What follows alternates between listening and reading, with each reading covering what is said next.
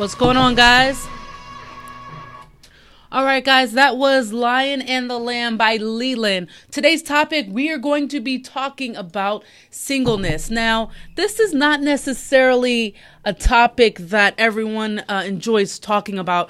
And I'm going to tell you something. This is something that I have tried my best to stay away from for the longest time. I'm talking years. This is not something that I've wanted to discuss. Why? Because I've had an issue in this area. Now, when it comes down to being single, right? Single people want to be married, and sometimes married people, they want to be single. You know, no one's ever really just satisfied with where they are. And I fit that description. Being single for about 7.5, 8 years, after God delivered me from homosexuality, it's difficult. So, okay, God delivered me from homosexuality, right? He's working on my character. He's working on changing my heart. He's working on just changing who I was, taking off that old man, taking off that old nature and putting on the new man, putting on Christ, becoming who he's called me to be, right? And so in that, I'm just like, yeah, that's awesome. That's cool. Okay, but it's been a couple years. I'm ready to get married. I'm ready to have kids, all this stuff, okay? And I'm 34, okay? I'm 34, mind you. People look at me and they think I'm like 22, 23. Thank you, right? But half the time I get little brothers that are, it's like someone's little brothers that's hitting on me. And I'm like, sweetie, I'm 10 years older than you. No, thank you. But when it comes down to stuff like that, it's quite frustrating because I feel like I have been in this place in the past 7, 8 years to where God has almost kept me hidden, I will say, right? And I'm not ugly at all. I will say that. Number one, looks shouldn't be everything. But if it had some weight, I would definitely say I am definitely probably, I'll give myself an 8, an 8.5. Okay. Yes, on the scale, if I'm going to kind of grade it hard. So there's nothing wrong with me, quote unquote, because I know some of you guys who are listening on the radio are thinking, well, there might be this wrong with you, that wrong with you. I get it, right? But on the outside, there's no issue. On the inside, there's no issue. Now, are we always working towards being the woman that God's called us to be or the man that God has called us to be? Of course, we're always trying to work out our salvation and develop our character and to take away those character defects and have God replace them with those good things. Got it. But sometimes he puts us in a place to where we're hidden because who he has for you or who he's even preparing for you isn't necessarily ready yet. And we do so much damage by trying to fix this situation on our own. We do. Now there's two sides to this coin. Now, sometimes we sit here and we're extra holy and we don't do anything and we expect for him to just find us, right? I totally get that, okay? But sometimes we have to be an active participant in that, right? Are you shy and not speaking to anyone? Are you making yourself friendly? Are you, making friends? There's nothing wrong with making friends who are the opposite sex, stuff like that. But so are you doing that? Are you putting yourself out there to a degree? I'm not saying are you finding your Boaz, right? Are you out there trying to seek him out and trying to be the pursuer? No. As a woman, you're supposed to be pursued. But what I'm saying is, are we doing things God's way? We could break this down into a million different pieces and discuss it. So please don't get offended. Please don't assume, I'm implying something I haven't said. But what I am saying is, for those who are single, sometimes we put our desire for a mate high on a pedestal, so high that it's above God. To where we want that more than we want God. I got to a place where I gave God an ultimatum and he doesn't do well with those. I said, God, I know where my heart is. And I want a spouse more than I want you now. Because this is taking too long, right? We're looking at the clock. We're looking at time. We're looking at time wasted. We're looking at our situation. We're looking at people around us. We're comparing ourselves to other people. And then we start to get antsy, and then we start to say, God, why haven't you? What if he gave you that promise, but instead of focusing on the promise, we focus on our situations and circumstances, and then we get mad at God. God, how come you haven't done this? God, how come? What's going on? And sometimes we get to a place where we say, God, I will serve you just if you do this. Because if you don't do this thing for me, I don't know if I'll continue to serve you. How many of us can say that we've been there in our hearts? In any situation where we honestly say to God, God, if you don't come through in this area, I don't know if I'm down for this anymore.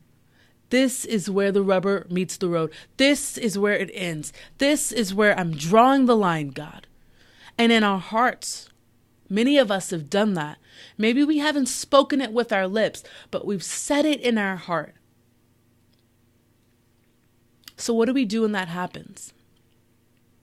When I got to that place, I got there after so much pressure, so much time being irritated over the things that hasn't happened, so much pressure from people around you who say, well, when are you going to get married? When are you going to date? It takes two to tango, right? And one of the things, sometimes people can be insensitive and they don't even realize how insensitive they're being. These are some of the things that I have gotten on a consistent basis from people, well-meaning Christians. Number one is this. Hey, when are you going to get married? I'm single. So what does that even mean? People say this though. When are you going to get married? As if for some reason I am just, I don't even know how to answer that question. But if you're single, that's not even a valid question. I hate that question. Here's another one.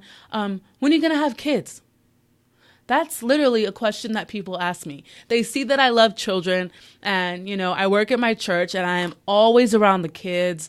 I am Aunt Jessica, Tia Jessica to many children. But when they ask that question on the inside, I'm not even married. I'm not even dating. Why would you ask that? But honestly, it's like a knife going straight into my heart. You are hitting a wound that has not been healed, right? And so because of that void that we have in our lives, we're oftentimes walking around with these wounds that have not been healed.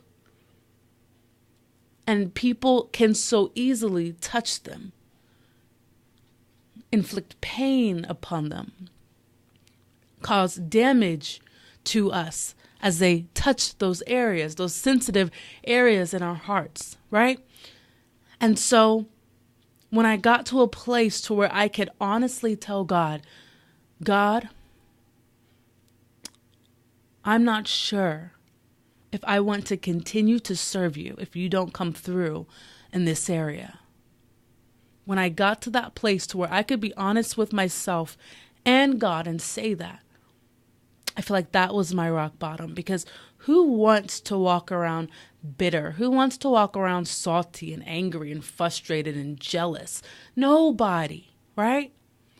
And so I said, God, take this from me. Take it from me. Take what I have put on the throne because I kicked you off. Take it off of the throne and put it back in its proper place. I need you back on the throne. Do what you need to do on the inside of my heart so I don't go out there trying to fix this on my own. Because we can go out there, guys, right? We can go out there and fix this problem on our own. We could find somebody. We could date somebody, get married to somebody. But is it God's best for you? Is it what God wants for you? Because if we're called to ministry, if we're called to a certain plan or purpose that God has for us, we have to be with someone who is going to line up with that purpose, right? We can't just get someone and just expect for their heart to be lined up to our purpose over time. No, God arranges that. He predestines for that stuff, right? And so if you are chasing after God, if you're chasing after your calling, things will be lined up. On the same token, are you putting yourself out there? Are you so shy that you don't go anywhere but work, home, and church? Are you developing friendships of the same sex, of opposite sex, and hanging out, getting to know their friends, just having a social life? A social life. That's how you meet other people. Are you doing little things like that? I'm not saying, are you trying to make this happen on your own? No. The woman is supposed to be pursued and the guy is supposed to be the pursuer.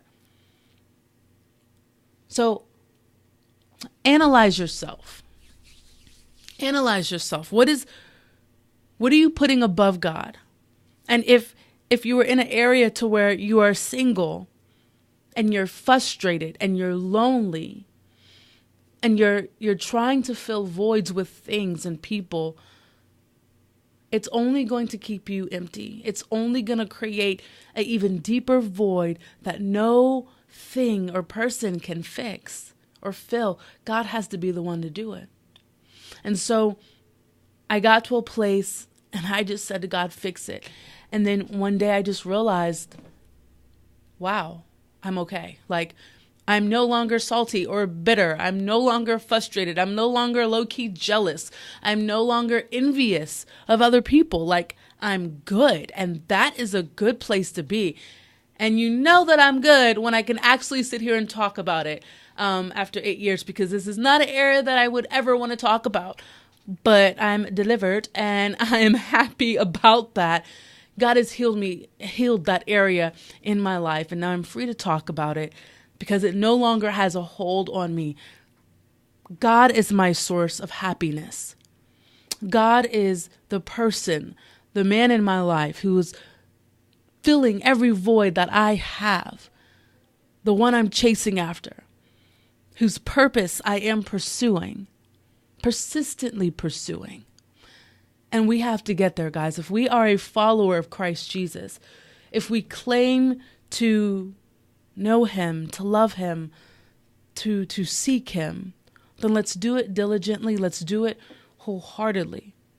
And let's not put anything else above him. If we want his best, let's let him do it for us instead of making the mistake of trying to do it for ourselves and oftentimes putting ourselves in that cycle that our parents were in, right? Cycle of bad choices, becoming the God of our bad choices. Well, I got with this person because they looked nice. And now we're in a relationship that on the outside, it looked nice, but really it's harmful, it's damaging. And you have gotten yourself so far off track of what God has for you.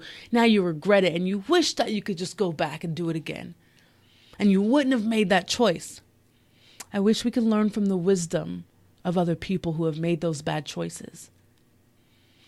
I wish we could learn from the wisdom of those who have trusted in God and tell us, hold on, hang on, don't worry about it.